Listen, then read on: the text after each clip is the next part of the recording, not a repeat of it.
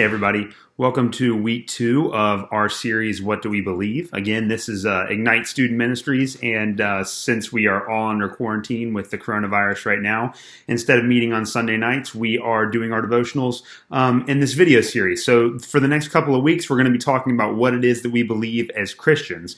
And last week, we took a look at the gospel. So in Romans chapter 1, verses 1 through 5, the Apostle Paul, who is the guy that wrote Romans, outlines all of the things that he taught about Jesus and all of the beliefs of the early church. And he calls that the gospel. So when we use that term gospel, we're talking about the things as Christians that we believe to be true about Jesus. These are like the basics of our faith. And we learned 3 things last week. That number 1, gospel means good news. Number 2, that term gospel comes from the Old Testament, and it's the good news of how God rescues his people. And then number 3, the Romans also use that term gospel to refer to the Roman emperor and to refer to Roman rule. And so when Paul and other early Christians use that term gospel, they're trying to say basically that Jesus is more powerful than the Roman Empire. So that's what they mean. That's what Paul means in particular by the term good news. And he explains what that good news or that gospel means in Romans 1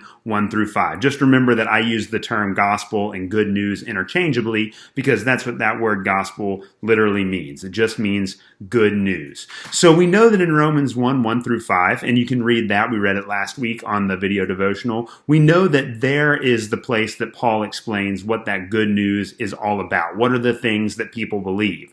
So once Paul says that he's going to explain the gospel, he has to break down exactly what it means. So here's what Paul says in Romans chapter 1 through 2, or in Romans chapter 1, verse 2, rather, and this is the very first thing that he says about his gospel, that his gospel was promised beforehand through the prophets of God in the Holy Scriptures.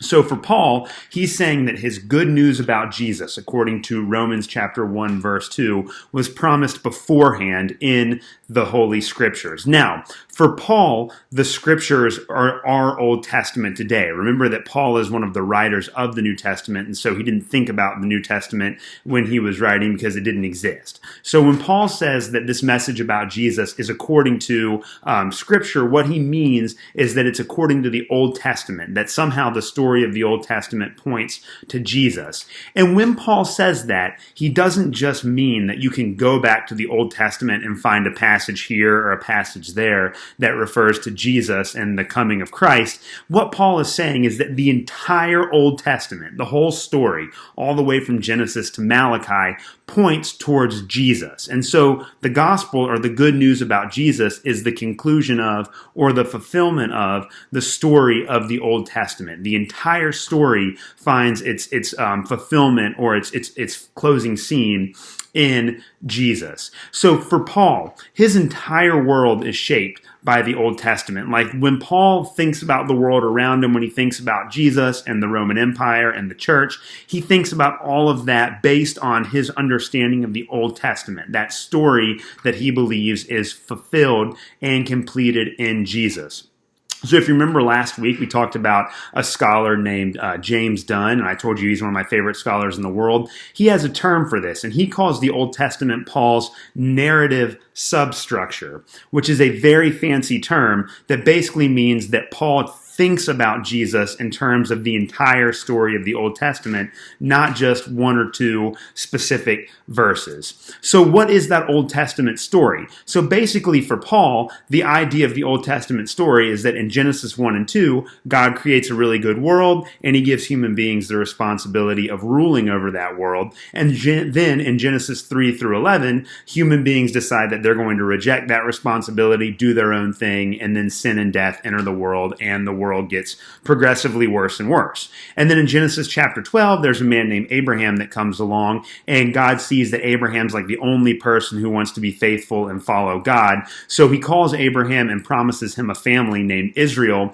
And through the family of Abraham, through Israel, God is going to restore the world to the good place that it was in Genesis chapter 1 and 2. And the big picture, the big story of the Old Testament is that Israel fails, that they don't live up to the calling that God has given them, that they don't live up to the calling to be the people that are obedient to God. So at the very end of our Old Testament, we have this section called the prophets, and the prophets are people like Isaiah, like Jeremiah, like Ezekiel, like Malachi, and they look back at Israel's failure and about the calling of God, and they look forward to a time when God is going to come back and rescue his people. And if you remember from last week, it's from the book of Isaiah, from the prophet Isaiah, that we get that term good news. That good news is when God comes back and rescues the world that he created. He rescues all of his people that have messed up and that have sinned and that has failed. And so when Paul says that Jesus and Jesus' death and resurrection, which we're going to take a look at in a couple of weeks, that with Jesus' life and death and resurrection, the story of the Old Testament, of creation being flawed, of humans failing to be obedient to God, all of that meets its conclusion in Jesus. And the prophets kind of looked forward to that day. They said God's going to have to find a way to bring all this to its conclusion, and Jesus is the way that God chooses to do that. So God's purposes for the world and for his people Israel are fulfilled in Jesus. And we're going to take a look over the next couple of weeks as to how exactly that happens. But for Paul, it's very important to remember that when Paul thinks about the good news, the message of Jesus, that Paul thinks about that as the fulfillment of the entire story of the Old Testament, that the Old Testament reaches its conclusion in Jesus. Okay, so that being said, I have two questions that I want you to think about this week. Question number one, why is it important that Jesus is at the center of God's story? And how does this change the way that we think about Jesus? So in other words, why is it important that Jesus is the one that we should devote our entire lives to? And how does knowing that Jesus fulfills the Old Testament story change the way that we think about him? And then number two, how or why or is it important for you to understand the Old Testament? So as Christians today, there's kind of this popular belief that the Old Testament was kind of like plan A and the New Testament is plan B, and so we don't really need the Old Testament. But if Paul says that Jesus is the fulfillment of that story, how important is it for us to understand the Old Testament? And if you don't think it's important, I'd love to know why, so we can have that conversation. So is the Old Testament important for you? Why or why not? And we can be honest with that. That's all I got for you this week. A couple of announcements before we wrap up. Number one, back in October, I actually taught a class at Generations on the Old Testament. And if you want to check, I had a website for that. It's got a different section in the website for each of the parts of the Old Testament and some good introductions, videos, things like that. If you want to learn more about the Old Testament story, you can check that out at sites.google.com/view/GENUOT, and I'll put the link to that in the video.